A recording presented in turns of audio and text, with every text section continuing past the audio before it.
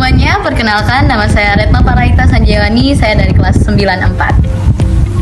Jadi gimana nih Kak?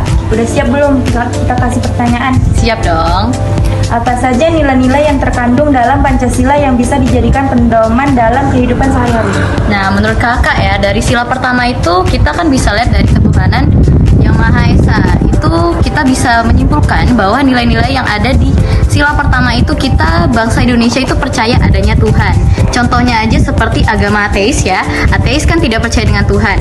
Nah, untuk nilai-nilai yang terkandung dalam Pancasila yang bisa kita jadikan pedoman dalam sehari-hari itu cukup mudah. Untuk dari sila pertama itu percaya dengan Tuhan. Lalu dengan sila kedua yaitu kemanusiaan yang adil dan beradab, kita itu harus peduli dengan manusia satu sama lainnya sebagai makhluk sosial. Seperti contohnya dengan warga masyarakat bangsa Palestina di luar sana, kita sebagai bangsa Indonesia juga membantu walaupun tidak secara fisik tapi secara lewat media sosial. Nah, lanjut untuk sila ketiga itu kita bisa samakan dengan nilai sila kedua yaitu Persatuan Indonesia ya, sila ketiga. Yang kedua itu kan kemanusiaan yang adil dan beradab. Kita bisa samakan dengan adanya kita membantu warga Palestina di luar sana, kita juga harus berkumpul.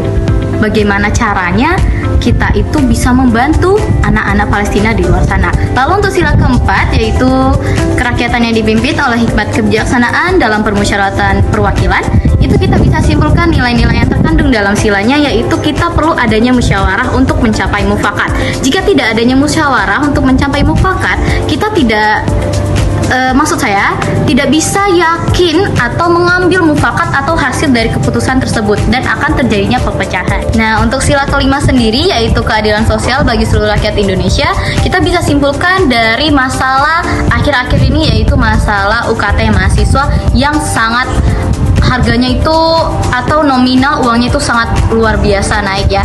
Itu keadilan sosial bagi seluruh rakyat Indonesia itu meminta untuk adanya keadilan untuk seluruh Indonesia. Bagaimana pemerintah bisa untuk menurunkan sedikit harga nominal UKT untuk mahasiswa yang sedikit kurang mampu. Nah, itu adanya sila kelima Pancasila yaitu keadilan sosial bagi seluruh rakyat Indonesia. Itu jawaban dari saya. Lanjut pertanyaan kedua ya Kak. Oke. Apakah kamu merasa bahwa Pancasila masih relevan dengan kondisi Indonesia saat ini? Mengapa atau mengapa tidak? Menurut saya ya masih relevan karena dari jati diri sendiri, jati diri kita sebagai bangsa Indonesia itu Pancasila sudah diibaratkan seperti roh dan tulang saya, roh dan fisik saya. Jadi tidak bisa terpisahkan, harus berdua. Kita bisa lihat sekarang di mana-mana nilai-nilai sila Pancasila itu masih dimoralkan, masih dilakukan oleh warga-warga Indonesia. Walaupun masih ada beberapa kasus yang mungkin sedikit menyakitkan ya, tapi menurut saya itu masih relevan di masa seperti ini. Oke, sekian, terima kasih. Perkenalkan, nama saya Dinda Febriana, saya dari kelas 88. Udah siap belum diberi pertanyaan? Sudah. Apa yang kamu ketahui tentang Pancasila sebagai sumber dari segala sumber hukum di Indonesia? Sebagai tempat ini untuk menggali serta menemukan hukum dalam suatu masyarakat dan negara. Menurutmu, mengapa Pancasila dianggap sebagai sumber utama dari segala sumber hukum? Karena UUD 1945 berkedudukan sebagai dasar hukum, maka nilai-nilai Pancasila pun akhirnya menjiwai hukum-hukum positif di Indonesia. Oke, terima kasih. Perkenalkan, nama saya Fauzia Hidayati dari kelas 88. Di sini kami akan memberi pertanyaan.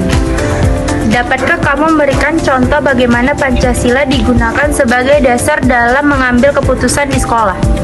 Pancasila digunakan sebagai dasar dalam mengambil keputusan di sekolah melalui musyawarah, menghargai perbedaan pendapat, mengedepankan kepentingan bersama, menerapkan prinsip gotong royong dan mendorong keadilan sosial bagi seluruh warga sekolah. Sekian, terima kasih.